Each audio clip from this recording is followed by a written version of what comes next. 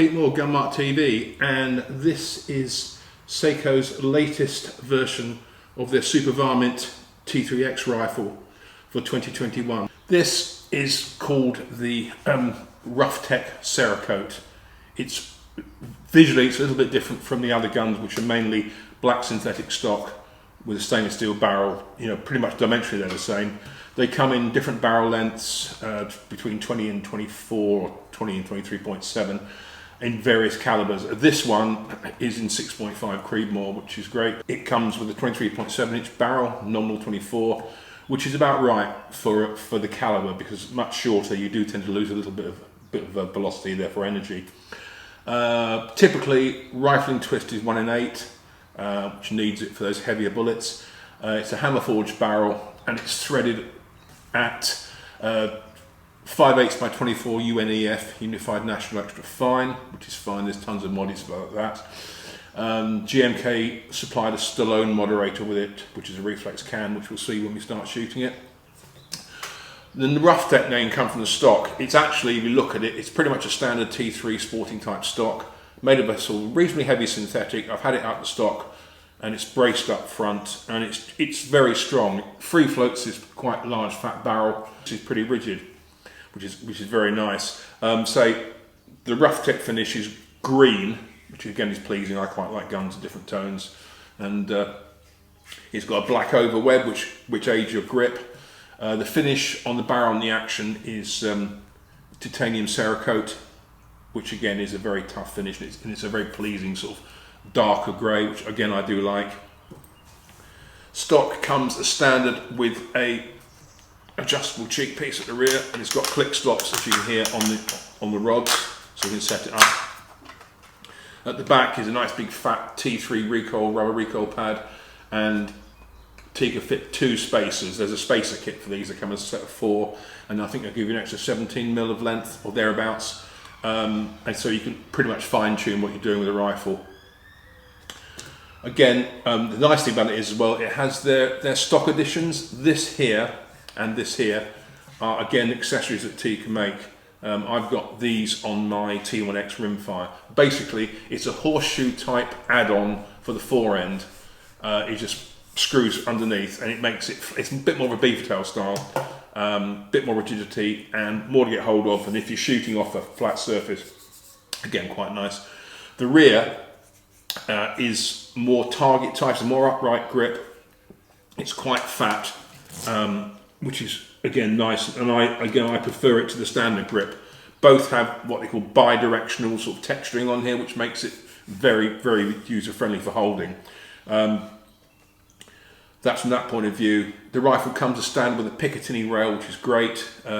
If you want to take it off, God knows why, but you've got the standard Tikka rail underneath. The front of the rail has got a little screw in there, so if you want to fit a barrel band to stop mirage, then that's all part and parcel. It's quite nice.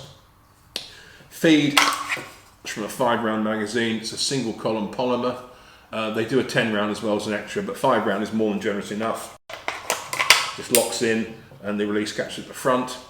The trigger is adjustable, 2-stage, which is nice, especially for a gun of this nature. So basically, if you don't know what a 2-stage is, that's the safety catches on. You pull back, and that takes up all the slack. It's almost like telling you it's gonna go off soon. So you pull back, and then you come to a positive stop, and then a bit more pressure, boom, it's gone. It's really nice for this sort of rifle. It's great. If you get it in there, you can see something you want to shoot at. Take up the first pressure, and you know you're just a couple of pounds away to pull it. Safety catch is a sliding lever here. Rear for safe, bolt locked, forward to fire. However, Tikka, if it's in safe mode, there's a little plate you push down here, and you can unlock it on safe, which is good for unloading. So the trigger's adjustable between 2 and 4 pounds.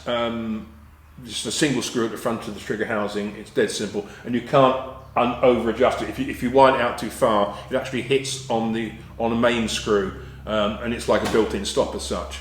But it came out of the box, I think, probably just maybe 3.5, And though it's lovely and crisp, I found it a little bit too firm. So I've taken it down to, I think, 2 and a bit.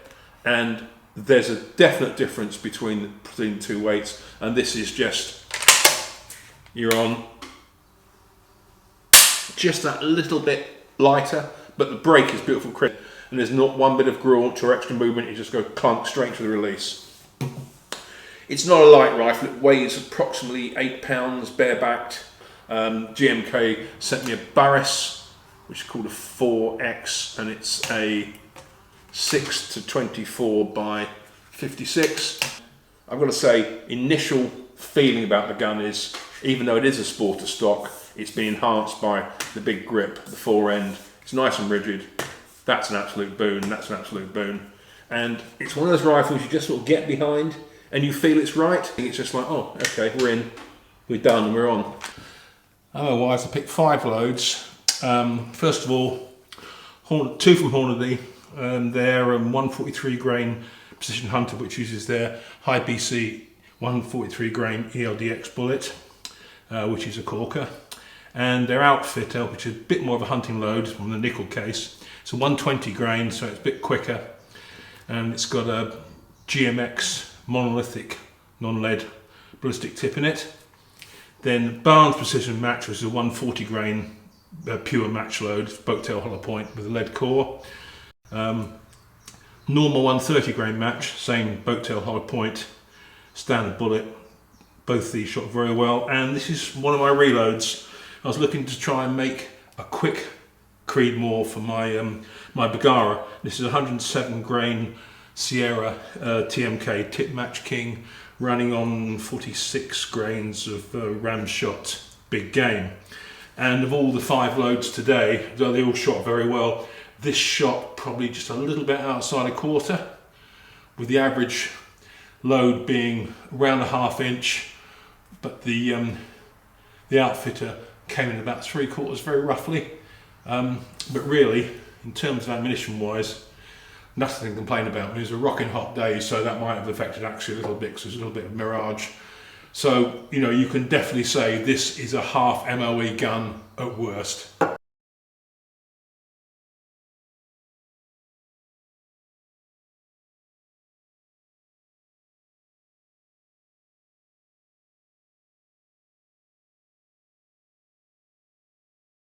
Okay, just let's see this baby go bang, and we'll talk about how I feel afterwards.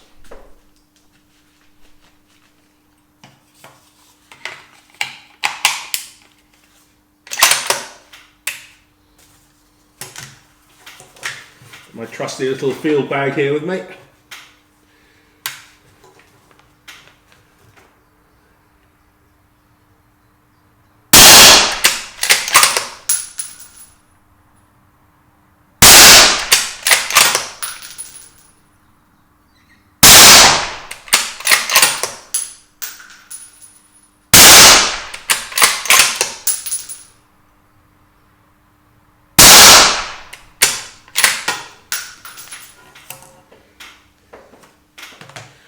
There we are, 5 rounds. Lovely smooth bolt action, great trigger and adjustable, easy to adjust as well. Nice free float barrel. There's not much really not to like about it. One of the new things that Tikka talk about roughly is they appear they've opened up the ejection port slightly to facilitate single loading, and I always find it's quite useful in a rifle.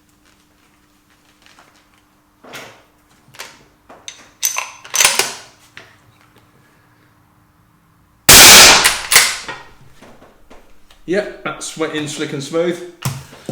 Right, that is really it. Tikka T3x RoughTech Cerakote. Great varmint gun, depending on the caliber. Great precision type rifle. If you just want a long range punch at a ring steel all day long.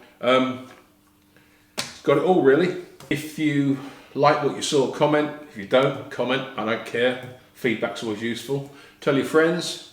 Support the website, and if you need to speak to me about anything, if you want me to get a gun in or something or whatever, then my new email address is pmore.shootingsports@gmail.com.